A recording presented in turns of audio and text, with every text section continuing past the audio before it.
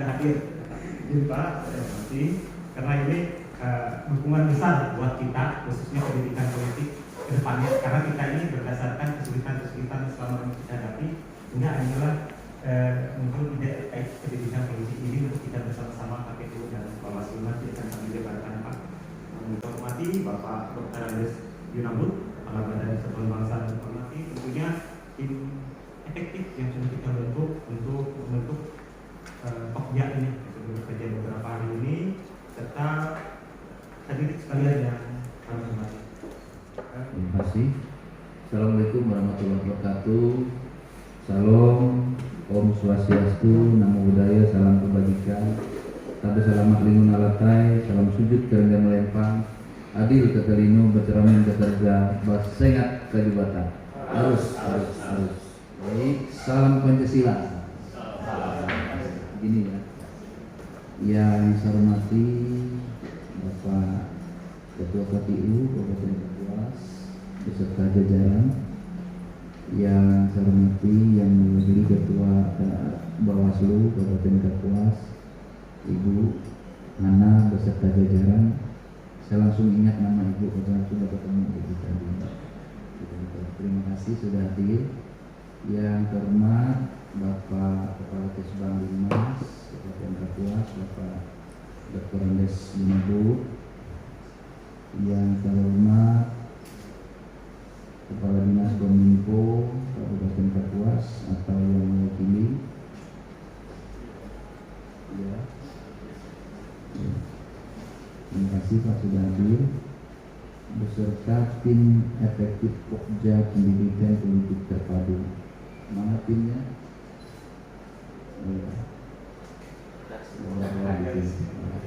Bapak Ibu yang hadir, Pak Sekretaris ya, para kabit juga hadir, terima kasih atas dukungan untuk teman kita Bapak Bella, harus membawa harum nama Kabupaten Kapuas. Pertama, marilah kita panjatkan puji syukur kepada Tuhan Yang Maha Esa karena atas rahmat dan karunia-Nya kita dapat bersama-sama hadir dalam kegiatan ini, yaitu rapat pembentukan kelompok kerja pendidikan politik terpadu Kabupaten Kapuas. Atas nama pemerintah Kabupaten Kapuas yang menyampaikan apresiasi dan penghargaan kepada Bapak Kepala Badan Kesbang dan Politik, Kesbang Politik nggak ada 5 sudah ya Pak ya? Kesbangpol, ya. Kesbangpol Kabupaten Kapuas yang telah memprakarsai kegiatan ini sebagai langkah nyata untuk memperkuat partisipasi politik masyarakat melalui koordinasi lintas lembaga. Bapak Ibu yang saya hormati, pendidikan politik memiliki peran sentral dalam membangun masyarakat yang cerdas, beretika dan bertanggung jawab dalam kehidupan berbangsa dan bernegara, sebagaimana diamanatkan dalam Permendagri nomor 36 tahun 2010 bahwa pemerintah daerah memiliki kewajiban untuk memfasilitasi penyelenggaraan pendidikan politik. Dan melalui Permendagri nomor 11 tahun terima kasih juga karena ini bagi Bawaslu tadi sudah disampaikan Pak Ketua bahwa ini salah satu support dari Bawaslu selaku penyelenggara dalam pendidikan politik. Karena ini adalah Pokja, apakah susunan keanggotaannya ini sudah bakukah, misalnya seperti pengarah, ketua, sekretaris seperti itu kalau merujuk di Pokja yang biasa Bawaslu, kalau bisa misalnya pengarah itu dari semua instansi, misalnya ketua Bawaslu, karena ini mengenai tentang pendidikan politik. Kemudian juga kami berharap Pokja ini berlanjut, kalau di sini kan sampai 2026 ya, di sini 2026, karena kami berharapnya ini berlanjut, mengingat bahwa pemilu mendatang itu kan akan dipecah menjadi 2, pemilu lokal dan pencegahan pelanggaran politik uang. Karena ini kita masih draft ya, kami berharapnya ini juga dimasukkan bahwa pelanggaran politik itu tidak hanya politik uang, tetapi kami juga menangani berbagai macam pelanggaran.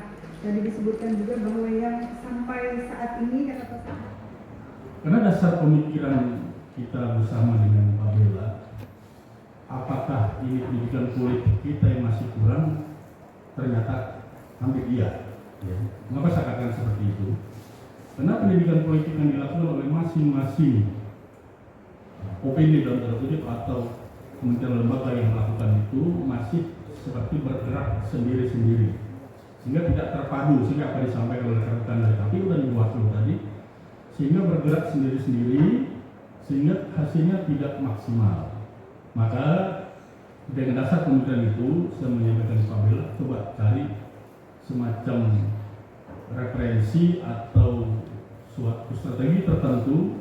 Kebetulan beliau meneliti PKP Palangkaraya Raya yang dituntut untuk melakukan semacam rencana aksi perubahan. Yang untuk pejabat eselon 3 rencana aksi perubahan, tapi kalau eselon 2 kan proyek perubahan. Nah, maka diambillah judul optimalisasi pendidikan politik yang dilakukan dengan melakukan tim Pokja terpadu. Mengapa dilakukan pendekatan terpadunya itu? Supaya 5 tahun ke depan partisipasi politik di Kabupaten Kapuas semakin baik dan semakin meningkat, itu harapan. Nah, maka di dalam rencana aksi perubahan ini, rencana aksi kegiatan yang akan dilakukan baik di dalam jangka pendek, jangka menengah, dan jangka panjang. Nah, ini ada disampaikan oleh Bella pada saat seminar judul perubahan kemarin, ya, pada saat seminar judulnya. Nah, tentu dengan melakukan hal itu harus ada landasan hukum yang menjadi dasarnya, ya, terutama minimal nanti keluarnya perbuk atau surat keputusan bupati yang menjadi landasan di dalam Pokja ini untuk melakukan kegiatan baik jangka pendek, menengah, dan panjang. Nah, tentu ini menjadi harapan dari Saudara Bella dan juga harapan Kesbangpol, termasuk harapan Pemkab Kapuas. Nah, maka dilakukanlah ide seperti ini. Artinya ide ini adalah diskusi kelompok secara terarah untuk mencapai semacam suatu kesimpulan, sehingga apakah Pokja ini betul-betul bisa kita lakukan dan bisa kita harapkan. Tentu ini menjadi perhatian bersama ya, bagi lintas OPD dan tentu berarti pihak eksternal seperti KPU dan Bawaslu dan Kominfo. Terima kasih Pak Kabar dari Kominfo. Silakan. Catat semua ya. Dan ada notulennya.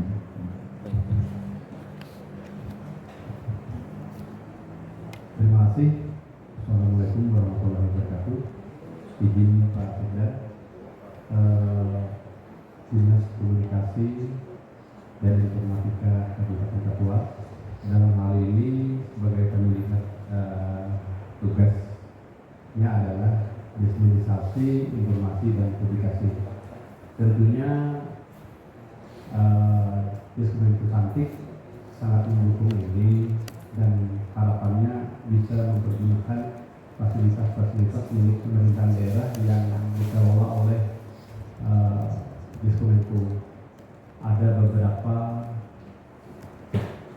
akun media sosial yang mana saat ini sangat digemari anak muda seperti TikTok, YouTube dan lain-lain. Ada akun resmi di Kominfo. Kemudian ada lagi fasilitas yang lain seperti radio, mungkin nanti bisa media promosi elektronik dan media koran. Jadi bisa kita manfaatkan bersama. Juga sarana baliho, videotron dan lainnya. Jadi kiranya di seluruh samping siap berperan dan akan menempatkan petugas-petugasnya sesuai dengan tupoksinya di Kominfo Santik.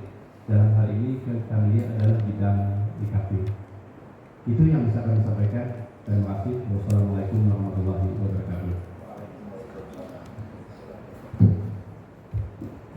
Media kita untuk menyampaikan informasi kepada masyarakat kan tidak harus kita turun ya.